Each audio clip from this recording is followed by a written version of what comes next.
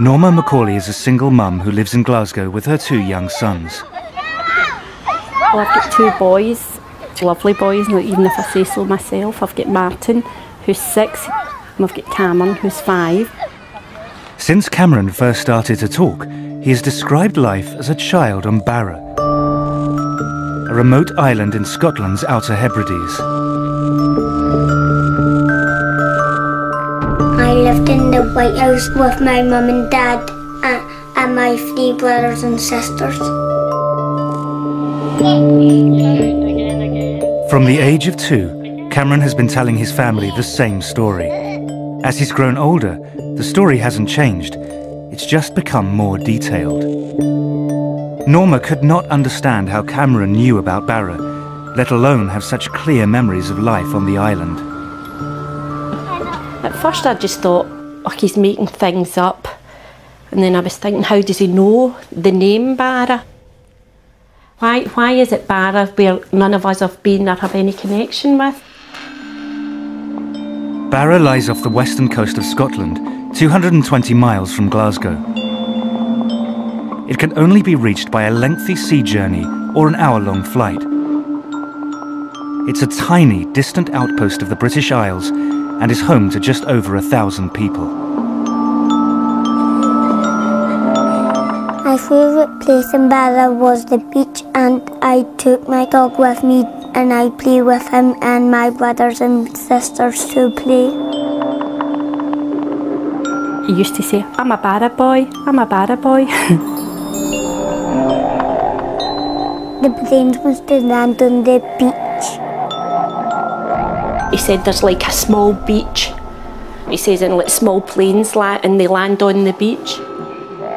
At Barra is a loads of place to run around, but here is not a lot because the houses are near each other.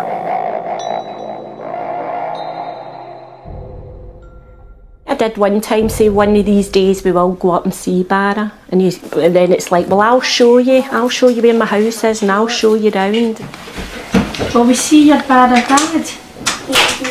No. Why not? Because he's dead. He's dead? He says, my real Barra dad didn't look left and right. My Barra dad got knocked down. Cameron even claims to know his Barra dad's name.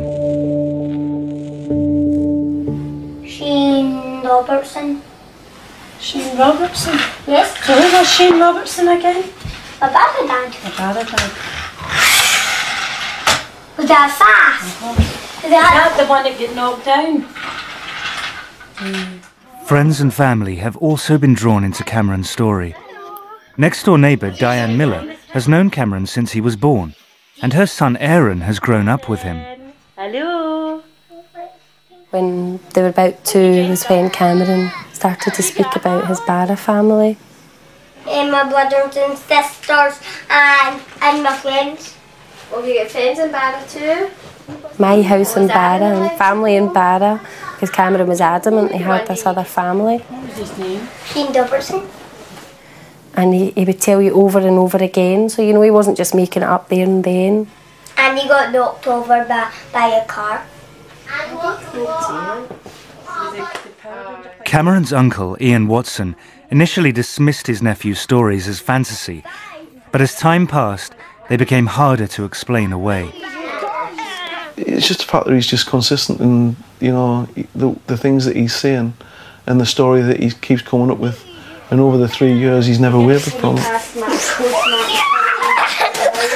If you look at his face when he's telling you these things, he believes they're true. My dad and mum had long hair and she got cut short. They'll say, I was with my Barra mum before you had me, before I came to this family. And he just keeps saying to me, you'll really like her, she's really nice. One time I said to him, joking, do you love me or your Barra mum? And he says, I love you both the same. I thought he would have said me, but he never. Cameron's growing emotional attachment to his Barra mum concerned Norma. He began to miss her so badly that he started to suffer genuine distress. One day when he was at the nursery, he got quite upset. He was saying rather than me picking him up that day, he wanted his Barra mum to come and get him. And the big tears were running down his face, and he just kept saying, I have to go to Barra, I have to go to Barra, my family are missing me. How do you deal with that? What do you do? What do you say to him?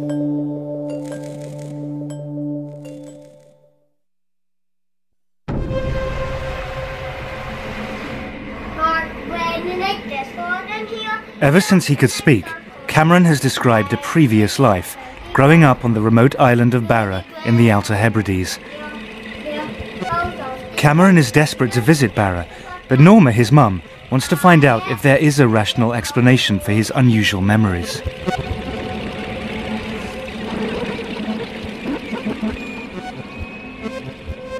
I think I'm a very open person, but this was still throwing me. I mean,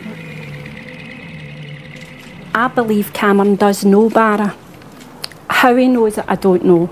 I don't think anybody really has every answer. As I say, for somebody it is quite open and it's thrown me. I'd just like to know, has he seen it on the television? Is there a house like he talks up there? Or just like to know what's behind it all. Norma's first stop in her search for answers is Dr. Chris French, a psychologist. He edits The Skeptic magazine, which debunks paranormal phenomena.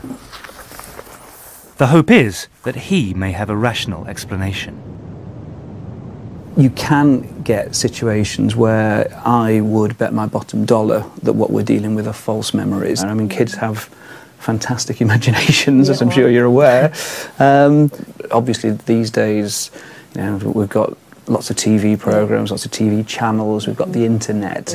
Is there any possibility, do you think, that he might have, say, seen something on TV at some point, some programme that I'm not saying it's not possible, but I've never seen Barra on the television. I'm trying to think of times that Cameron would be watching programmes without me, or just like that sort of programme, but not to my knowledge. But I mean, it is possible there was someone who told Cameron stories about life on the island of Barra and then moved away. Well, I know everybody kind of round about, and as I say, especially the fact that Martin and Cameron are so close in age, so why doesn't Martin know all this? Again, I mean, it may be that... I'm just saying that I take your point entirely. I take yours, but I'm just saying, I'd be more than practically 100% say, but there's nobody been told about Barra. I've asked my family. None of us know even anybody. It comes from Barra, been to Barra. But it may not be coming from your family. You're either dealing with a situation where he has picked up the information through normal sources, or maybe, just maybe, you know, there's something kind of much more interesting and challenging going on here. Norma leaves Chris with more questions than answers. Could it be that Cameron's elaborate story is no more than a fantasy? Norma's next step is a visit to Karen Majors, an educational psychologist whose speciality is children and their fantasy lives. Pleased to meet you. And you. Cameron's mum.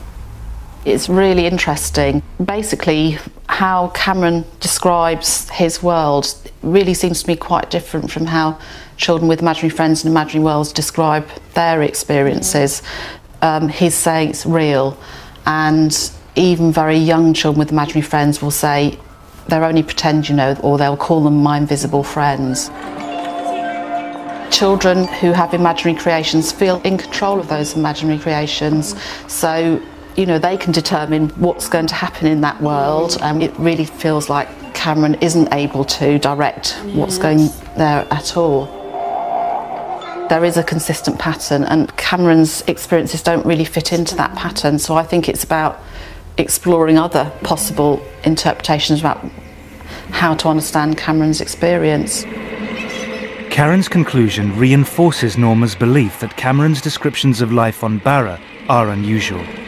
They set him apart from other children who construct imaginary worlds because he believes that they are real. But he is not alone. In the past 40 years, there have been reports of over 2,500 children who claim to have memories of another life. At the University of Virginia, a department has been set up to investigate these stories. Psychiatrist Dr. Jim Tucker is the director of research. So this is a worldwide phenomenon. It takes place in places in families with a belief in reincarnation and places in families without a belief in reincarnation. And in a number of the cases, the child's statements have been verified to be accurate. Many of these cases show a pattern of consistent and detailed information.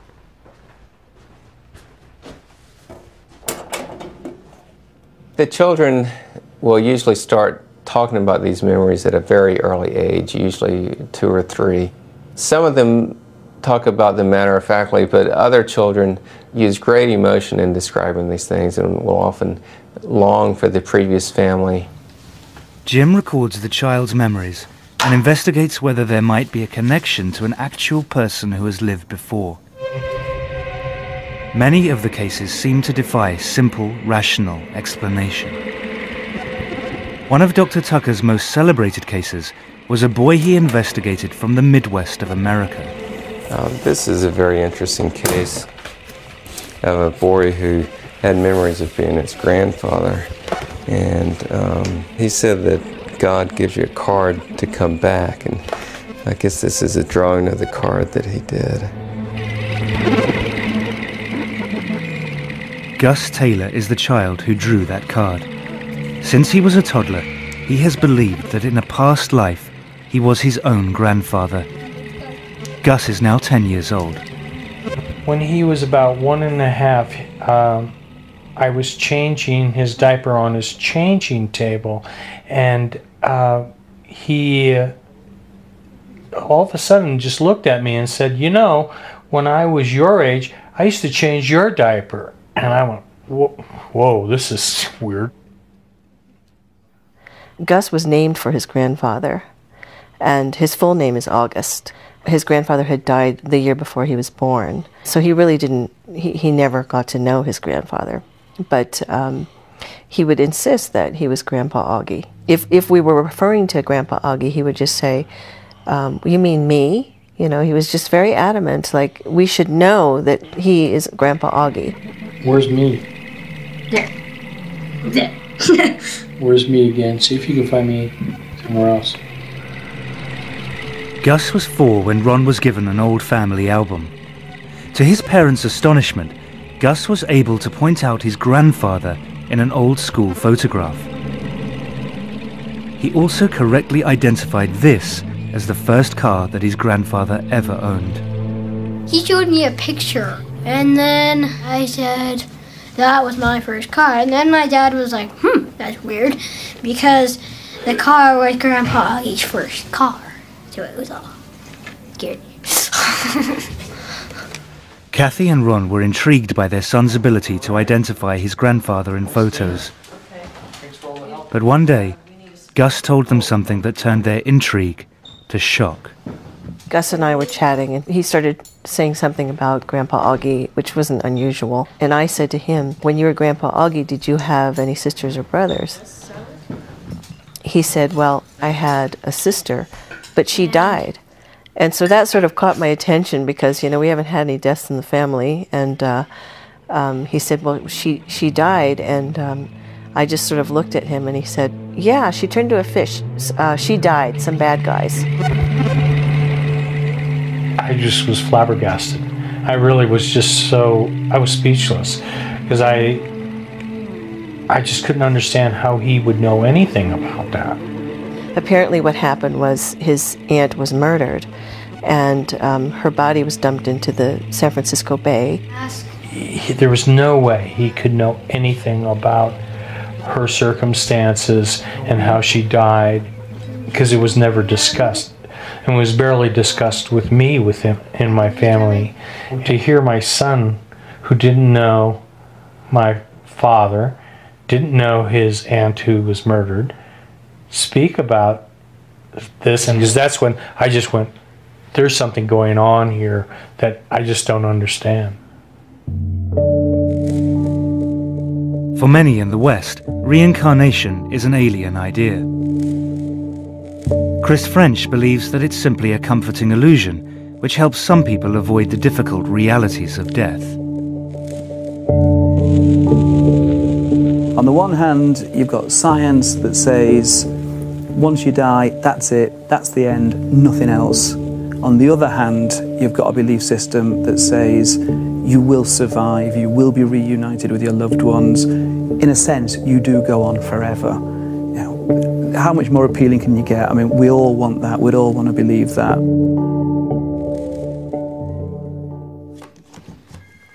For Kathy Taylor, her son Gus's belief that he was his own grandfather reborn went totally against her own religious upbringing. I grew up a Southern Baptist. My father's a Southern Baptist minister, and Southern Baptists certainly don't, teach anything about reincarnation. So that was not, that was furthest from my mind when Gus started saying these things. This one day he sort of popped up and looked at me and said, "You know, Mom, when we die, we get to come back." And he looked at me again and he said, "I used to be big and now I'm a kid again." And he was just very excited about this.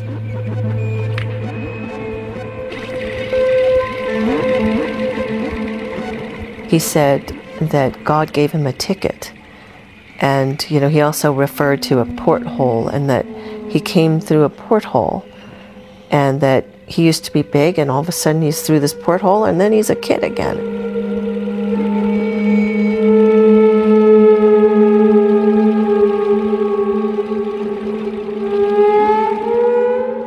Curiously, the description of the rebirth given by Gus in America has strong parallels with Cameron's account in Scotland.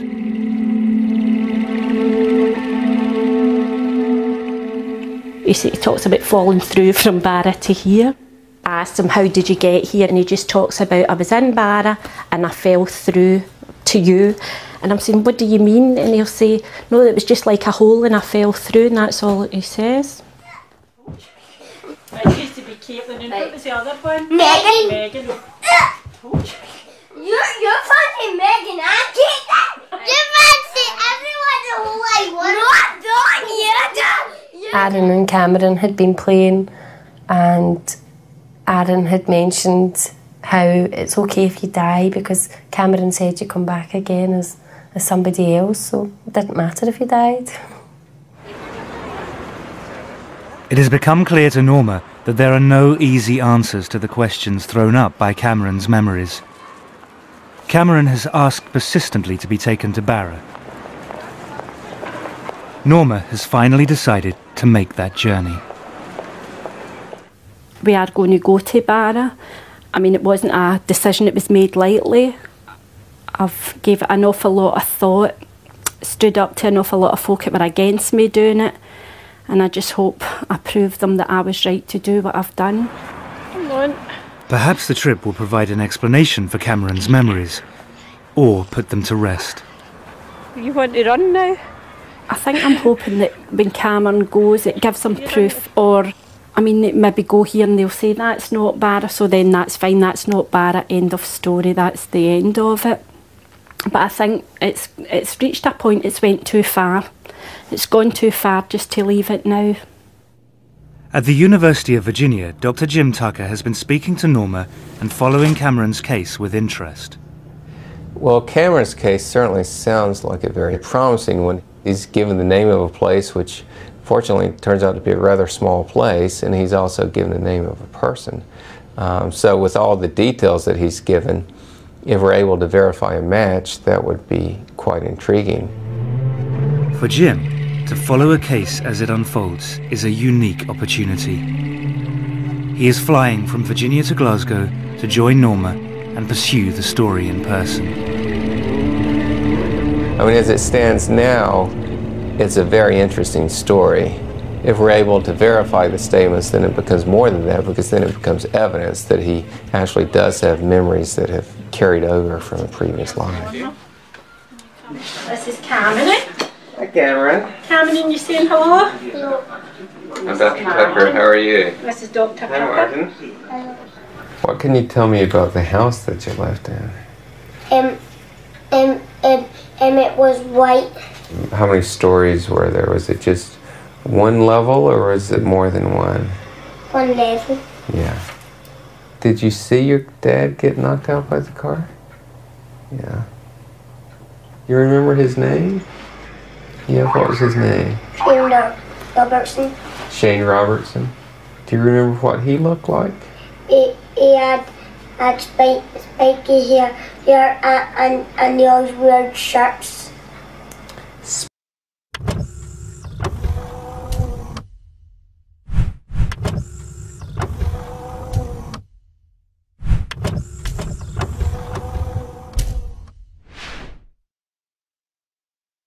Spiky hair, is that what you And said? always wore shirts. So Norma finally has someone to talk to who really understands her experience. remind him of it? It was getting to a point he was that convincing. I'm sure folk thought I've adopted him or what he wasn't really mine because he spoke so convincing about this other family. And has it slowed down, or is it still going as strong as ever? It calmed down for a wee while, but then it's back. Is he excited about the trip? Yeah. Yeah.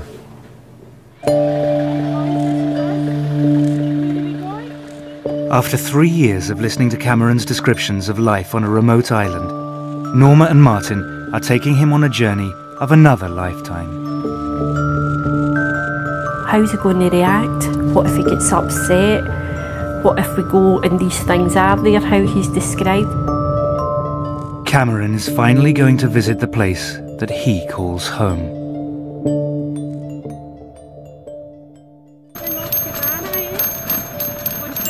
Norma and her sons Martin and Cameron are leaving Glasgow to fly to Barra, an island in the Outer Hebrides of Scotland, where Cameron believes that he lived in a previous life. Not put my bag on. No, that's They are being accompanied by psychiatrist Dr. Jim Tucker, an expert in children's past life memories. Cameron believes that his family name was Robertson and that he lived in a big white house, a house full of children. He says he had a black and white dog.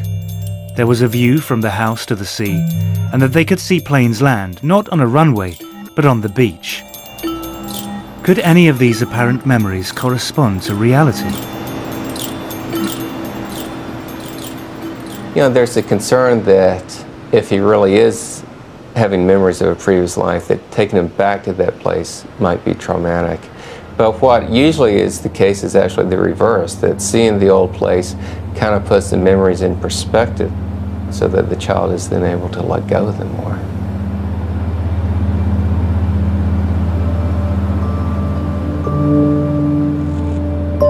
The planes must have landed on the beach.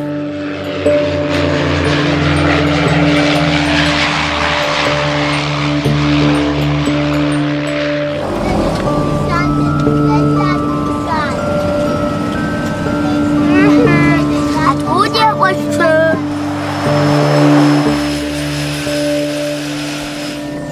You recognise it? Yeah?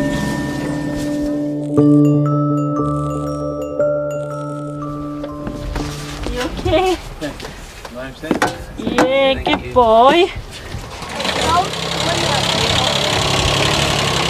I told you everything was true. It's just after saying I told you it was all true. Feel happy to be here? Yeah. It looks nice here. Looks nice here.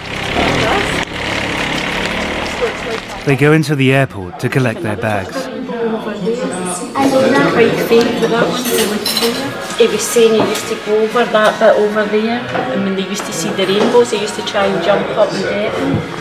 They're too high, aren't they? Well, we're certainly off to a good start. I mean, he feels that he recognizes the place. He said to his brother, I told you it was true, and he's very excited about being here. Mummy, I must have always come down to this bit and I must have up to the beach. Did you? You'll be able to show me, won't you? Very exciting. If we can verify his statements, it'll be a great case. Looks like a place that doesn't change too rapidly, so hopefully he'll be able to recognize some things. Feel happy to be back. Feel happy to be back, do you? You look happy to be back. Leaving the airport, they board the bus to drive to the hotel, and they get their first look at the island. Mummy, well, you might say it's a It's on the way.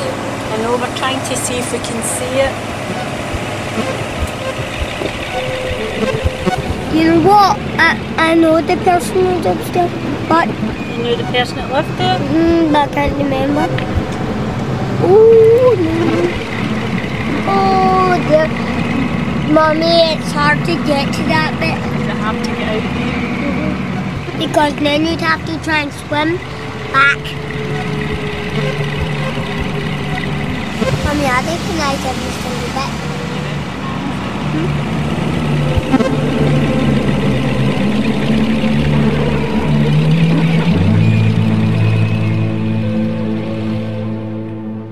Cameron, don't jump about the bed. Can you believe you're here at Barra? Yes, I'm exactly the same. I recognise the beach. You recognise the beach? Oh, it looks like a beautiful place, doesn't Yes, it? yes, yes. So what do you want to do tomorrow when And go to the beach. go down to the beach? Yes, and I'll show you, and I'll show you what I did. Show me what you used to do. Oh, my socks! I forgot to do it. Take my socks. Next morning, the investigation begins in earnest. Norma and Jim set off to visit the local heritage centre to look for any record of the Robertson family and the man that Cameron calls his Barra dad. My Barra dad was called Shane Robertson, and he got knocked down. Hello. Hi, Norma, pleased to meet you. Callum McNeil is the island's local historian. Tucker. Callum McNeil. Nice to meet you. Certainly the names don't immediately come to my mind. Certainly the name Robertson does feature, but certainly not the name Shane. And the name Robertson itself only features occasionally in the history of the islands. There doesn't seem to be any evidence that a family called Robertson lived in a house by the shore. Could Cameron be wrong about the name, but right about the house? I could see the beach when I looked out the window, and sometimes my brothers and sisters could go by themselves, and I looked out my window saying the planes land on the beach. And my brother had a black phone, and how he died is he just go like that. He has provided some clues about the location and the period in which he says he lived on the island. Since he's talked about the planes landing and talked about phones, what sort of era would that put him in? More than likely after the war. After the More than likely after the war. And since he's talked about the plane landing and seeing that, we're probably thinking of a family toward the north end. Oh, yes, I would say so. If the to and fro of aircraft from the beaches featuring highly, that would indicate the north end of the island. It's not much to go on, but they set out on a trail back to the north end of the island.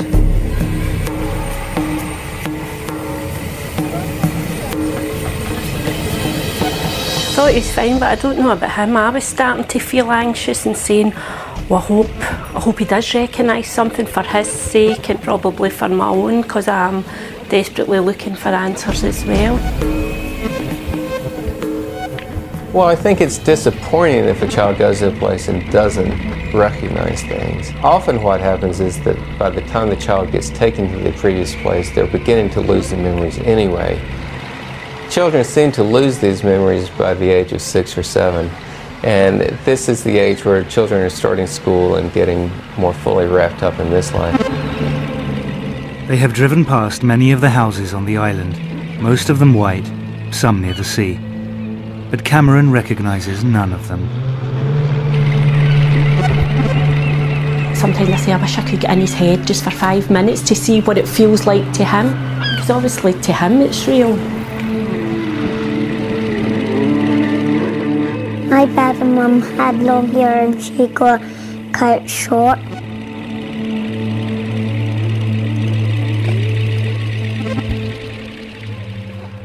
Later that day, they go for a walk on the beach. The adults may be disappointed, but Cameron is happy just being on the island. he's delirious about being here, and at one point he actually said to me, "Is my face shiny? Is it red? Is it shiny? I'm just so happy." And he keeps saying to Martin, "See, I told you, it's not lies, it's true, we're really here, it's real." Apart from the planes that land on the beach, there has been no other link between Cameron's memory and the island. I actually spoke to him this morning and saying to him that if he doesn't remember things, it's okay to say he doesn't remember, because I'm worried that he feels pressured into saying things, and he's saying no. There is no white house above rock pools with a view of the beach where the planes land. No black and white dog. No family Robertson. They return to the hotel. The trail has gone cold.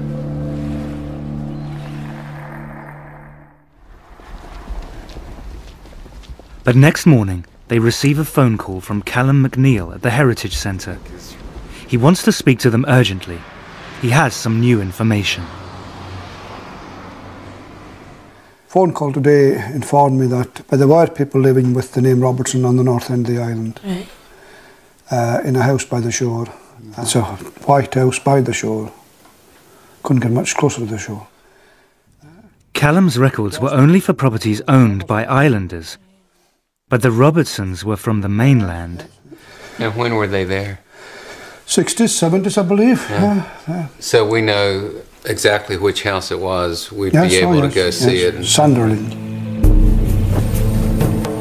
Directions to the house take them down a different road to the ones they had been searching before.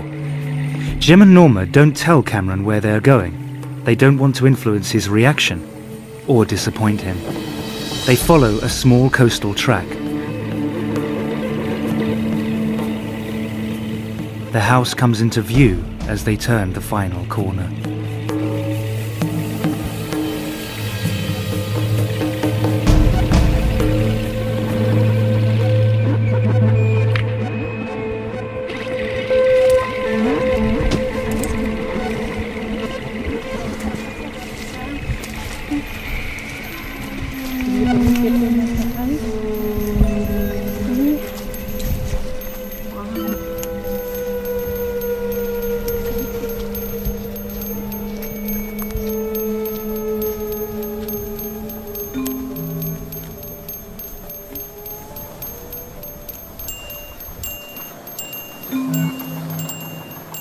What's wrong?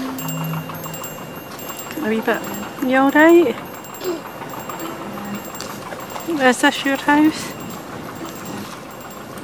No, you get sad. Is this your house? Yeah? It's okay. What's wrong? You're getting a wee bit upset. Huh? It's okay. Does it make you feel a wee bit sad? The usually chatty Cameron has become strangely subdued.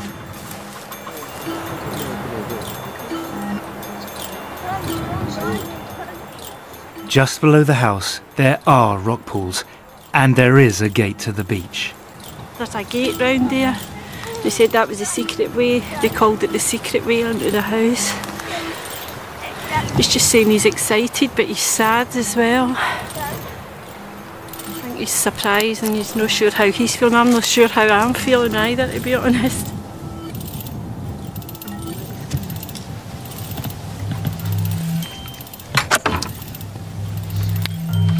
Can we come in?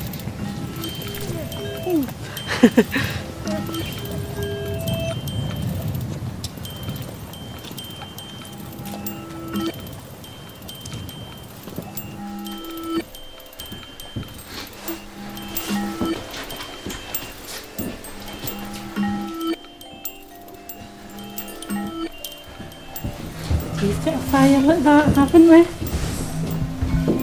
Let me look. What? Look. I know, wow.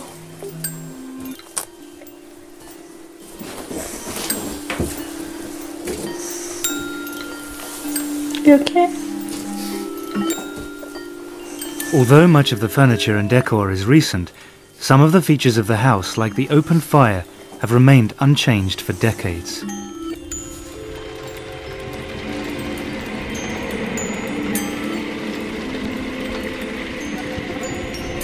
I could see the beach when I looked out the window, and sometimes my brothers and sisters could go by themselves, and I looked out my window and I saw them playing.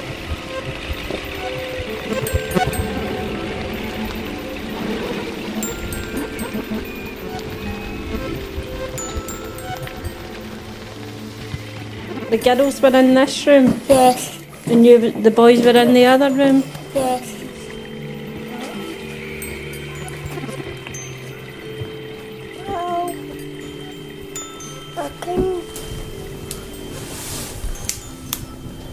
Was it the same stuff?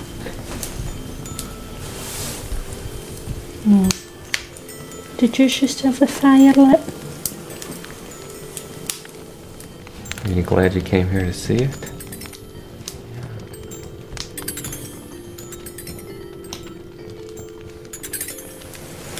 Did you think your bara mum was going to still be here?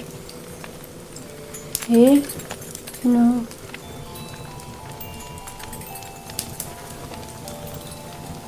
Do you miss her? You've got me, haven't you?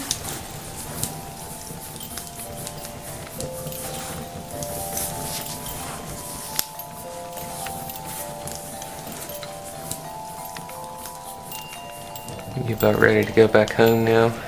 Yeah, get on the plane and fly home.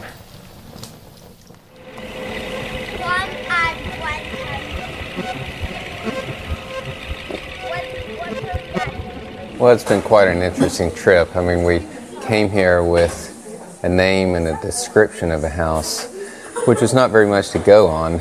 And we found that, in fact, there was a family here, and that, in fact, they had a house in the right location and the right appearance of what we were looking for. At this point, the investigation remains inconclusive, but we've got some very solid leads to go on, and we should be able to find out the details of this Robertson family to see if, in fact, they do match with what Cameron has been saying.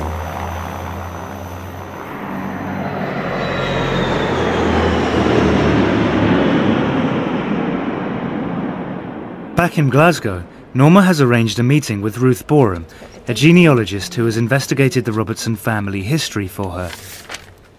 She has found that the Robertsons came from Glasgow and that they owned the house on Barra for more than 20 years. She has traced a Gilly Robertson, who still lives in Scotland. But you don't know when and you don't know the surname. And I've been able to find a phone number and an address for Gillian and her husband. Gilly Robertson would have been a child holidaying in the house on Barra at the same time as Cameron believes that he lived there. I can pass that on to you, and so would we be allowed to contact her? Her address and phone number is in the BT phone book, so it's public knowledge. So that would certainly be a possibility. And she fits with the right sort of age. Yes, she had two brothers and a daughter. Wow. Norma now has a name and telephone number for a living member of the Robertson family. The search for answers is nearing its conclusion.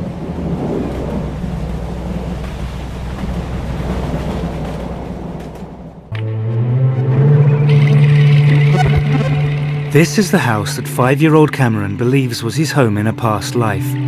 He believes that he lived here with his family, the Robertsons. The house, which exactly fits Cameron's description, was once actually owned by a Robertson family who spent their summers here in the 60s and 70s. Cameron's mum, Norma, has traced Gilly, one of the Robertsons, and arranged to visit her. But now, back in Glasgow, Cameron's reaction to the news comes as a shock. Last night was just an outburst. 1 minute we're laughing and joking, everything was fine, and then it was just, there was tears, and then saying he was frightened, and then the next thing him and Martin were fighting. It got a wee bit out of hand. It was like somebody had flicked a switch. He went from happy to, and it was, I'm scared, I don't want to go, Mum. But this morning he came in quite wide awake and started asking me about Gilly Robertson.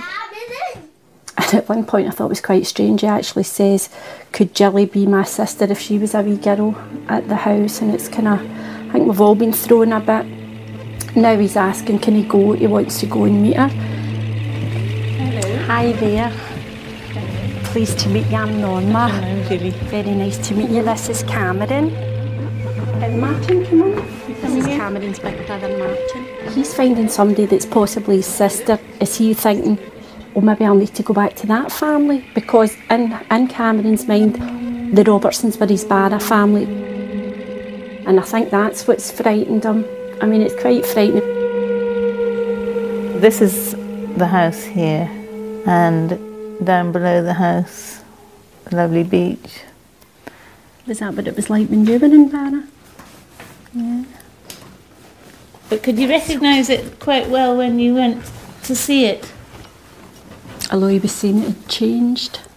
Yes, you see, I think it has changed. I think the person who's bought it now has modernised it. Yeah. I played in the beach and took my dog and played fetch with my dog at the beach. Could I ask you, when you went to Barra, did you have a dog? Was there a dog there? Well, certainly Callum and Peggy, who lived in the house, they had a dog, a sheepdog. The black and white dog is just as Cameron remembers. But what about the name of his Barra father, Shane Robertson? Well, certainly there aren't any Shanes in our family. There were, one of my uncles was called James. Yeah. Now, Seamus, James, you know, that's quite a common connection. Yeah, one of my cousins is also called James, but certainly not Shane. Was the car accident on Barra? This is what we don't know. He doesn't seem to be able to tell you. I don't know of anyone in our family who died in a car accident. That's how I was curious as well, if maybe even there had been a child in the family had passed away. Or... No, certainly there were no deaths of children in that close family. So while many parts of Cameron's memory fit with extraordinary precision, others do not. The family name matches, so do the physical details of the house, the island and the dog. But the name and death of the father figure do not.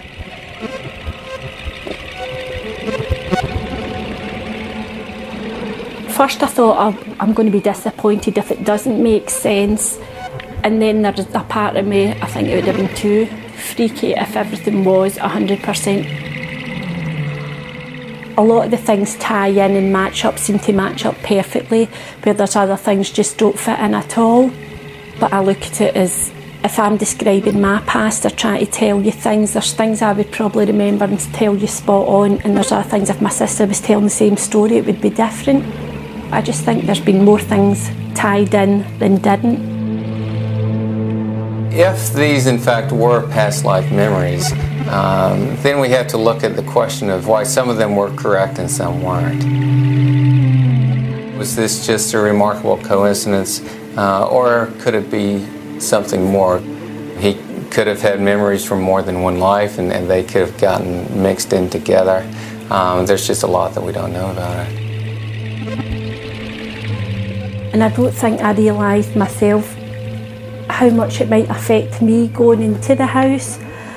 I mean, for a split second, I actually felt as if I could be physically sick. It was, I don't know, and then there was the worry, what if all these memories come flooding back to Cameron and upset him? And then also I was thinking, what if he has had another mum? He certainly responded to the house in a way that made it seem that this was a special place for him. He may have had some memories and emotions that somehow existed on this island beforehand in another life, and then somehow carried over to him.